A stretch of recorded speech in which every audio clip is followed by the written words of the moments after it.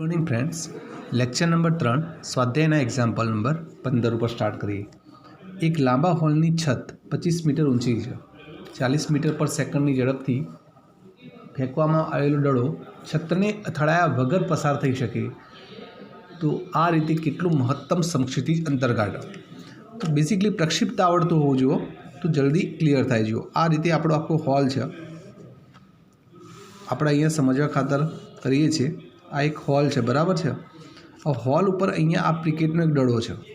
दड़ाने तमे आ रीते फेंको छो, आ रीते प्रक्षिप्त करो छो। अहींया हॉल पर અથડાયા વગર અહીંયાથી ગતિ કરીને આ રીતે નીચે આવે છે। તો જો આ મેક્સિમમ હાઇટ ક્રિએટ કરે છે। હોલની છત કેટલી હાઇટ ઉપર છે? આ હાઇટ તમને કેટલી આપેલી છે? 25 મીટર। તો હॉल 25 મીટર પર હાઇટ ઉપર છે। तो अहींया जे पण दड़ो फेंको छो ने ए छतने અથડાયા वगर नीचे निकळे छे। मैक्सिमम आपणे ऊपर जवा देवानो छे पण અથડાवानो नहीं। तो दड़ो जे महत्तम हाइट क्रिएट करशे ए लगभग केटली करशे?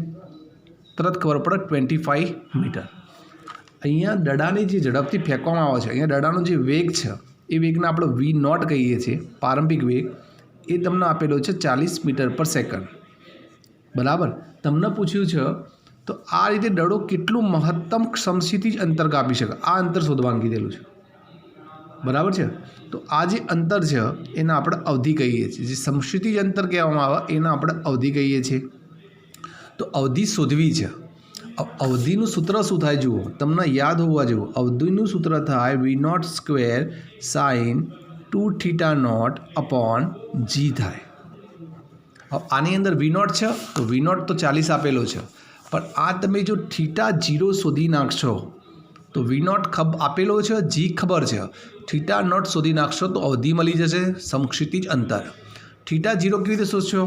तो दड़ाए प्राप्त करेली आ महत्तम ऊंचाई पर। आ तमने महत्तम ऊंचाई आपेली है HM। एना परथी तमे θ0 शोधी नाखो अने ए अवधिमां मूकी दो। तो चलो अहींया विचारीए। महत्तम ऊंचाई HM इज इक्वल टू सूत्र है V0 square sin square θ0 upon 2 into g, बराबर। अब किंमत मूकी दो। महत्तम ऊंचाई केटली प्राप्त करो? 25 मीटर।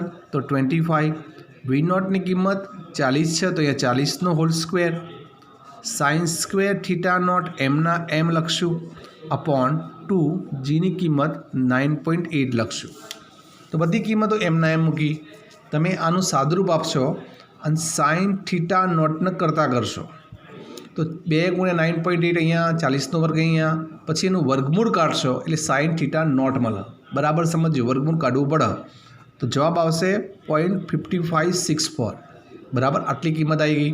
तो θ0 इज इक्वल टू थशे sin इनवर्स 0.5564 એટલે એપ્રોક્સિમેટલી જવાબ આવશે 33 ડિગ્રી અને 36 કળા। આ તમને θ0 મળ્યો।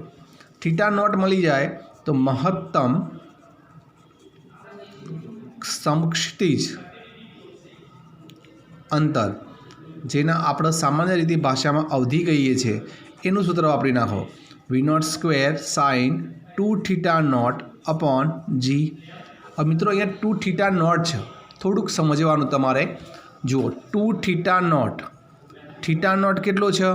तो 2 θ0 छे 33 डिग्री 36 कड़ा, एटले तमे गुणी नाखो। तो 36 × 2 એટલે 72, तो अहींया थशे 72 मिनिट। 33 × 2 એટલે 66 डिग्री, 66 डिग्री 72 कड़ा। तो तमे 72 मिनिट ना होय कदी, 60 + 12 मिनिट। तो अहींया 12 मिनिट करशो तो अहींया 1 मिनिट एड करो, कलाक। 60 + 12 मिनिट એટલે 72 मिनिट थाय। तो 12 मिनिट राखो, 60 मिनिट आगळ एड करो। तो 60 मिनिट आगळ एड करशो એટલે अहींया थशे 67 कलाक, बराबर। तो अहींया जुओ V0 ની જગ્યાએ તમે 40 મૂકી દેશો, sin 2θ0 ની જગ્યાએ મૂકશો 67 डिग्री 12 કળા अपॉन जी ની કિંમત 9.8। હવે તમારે અહીંયા sin ની કિંમત શોધવી પડે। તો અહીંયા તમે 40 નો વર્ગ sin ની કિંમત 67 डिग्री 12 કળા શોધશો, लगभग 0.9219 આવશે। ભાગ્યા 9.8 થશે એટલે તમારો જવાબ અહીંયા લગભગ 150.5 મીટર આવશે. આ અવધિ આવશે. તો એક સારો એક્ઝામ્પલ છે, પ્રયત્ન કરશો તો ચોક્કસ આવડશે. એ જ રીતે અહીંયા એક બીજો એક્ઝામ્પલ પણ લઈ લઈએ, જે સ્વાધ્યાયનો 16મા નંબરનો એક્ઝામ્પલ છે. એના પર ધ્યાન આપીએ. ક્રિકેટનો કોઈ ખેલાડી દડાની 100 મીટર જેટલા મહત્તમ સમક્ષિતિજ અંતર સુધી પહોંચી શકે છે. તો મહત્તમ સમક્ષિતિજ અંતર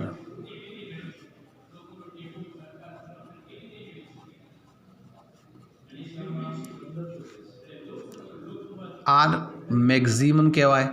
એની કિંમત તમને અહીંયા આપેલી છે 100 મીટર. તો મહત્તમ સમક્ષિતિજ અંતર એટલે કે આર મેક્સિમમની કિંમત 100 મીટર આપેલી છે.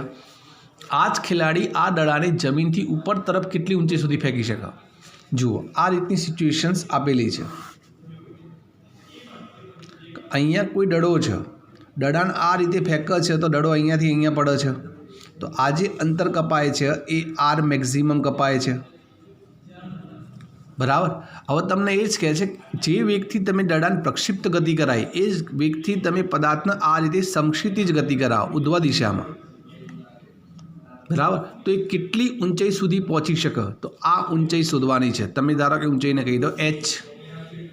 જેટલા વેગથી તમે આ રીતે ફેંક્યો છે એના આધારિત તમે જેટલા વેગથી એને પ્રક્ષિપ્ત ગતિ કરાવો છો એટલા જ વેગથી કેટલી મહત્તમ ઊંચાઈ પ્રાપ્ત કરે. જ્યારે આપણે એને સીધો ફેંકીએ ઉધ્વ દિશામાં તો કેટલું મહત્તમ અંતર કાપે એ અંતર શોધવાનું.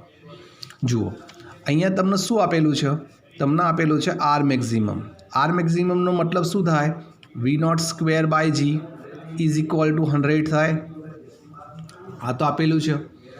તો આમાંથી તમે આ કિંમતને એકના એક રાખો અથવા તમે આનો V0² શોધી નાખો. જો V0² બરાબર થાય 100 × g. આને સમીકરણ નંબર 1 કહી દો. હવે તમારે અહીંયા આર્ય અંતર કાપવું છે. તો જ્યારે પદાર્થ સીધી ગતિ કરતો હોય તો એક જ ગુરુત્વ પ્રવેગ લાગે અધો દિશામાં. તો અચળ પ્રવેગી ગતિનું સમીકરણ વાપરવું પડે. તો અચળ પ્રવેગી ગતિના સમીકરણ મુજબ તમે આ સમીકરણ જાણો છો. V0² - V² - V0² is equal two 2gh. હવે તમે વિચારો, પદાર્થને અહીંયા ફેંકો અને અહીંયા મહત્તમ ઊંચાઈ પર પહોંચે ત્યારે અંતિમ વેગ કેટલો હોય? એ વખતનો વેગ 0 હોય. તો અહીંયા વેગ 0 થઈ જાય. V0 કેટલો છે? તો V0 તમે જેટલા વેગથી અહીંયા ફેંકો છો એટલા જ વેગથી અહીંયા પણ ફેંકવાનો છે. તો V0 તો સરખો રહેશે. તો એની કિંમત કેટલી છે? 100g. તો અહીંયા સ્ક્વેરમાં જ રાખ્યું એટલે 100g is equal two 2gh થશે. બંને સાઈડથી g કેન્સલ. આ 2 આ બાજુ આવશે તો 100/2 એટલે તમારો જવાબ આવશે 50h. નેગેટિવ આવશે એ તો ડાયરેક્શનના લીધે, પણ જવાબ આવશે h is equal to 50 metre. એકદમ સિમ્પલ પ્રશ્ન છે. બરાબર. સમજીને કરશો તો મને નહીં લાગતું કોઈ ખાસ તકલીફ પડે. બરાબર બેટા. તો આ 2 એક્ઝામ્પલ છે, એ પણ લેક્ચર નંબર 3ના છે. તો તમે પ્રયત્ન કરજો, તમને ચોક્કસ આવડશે.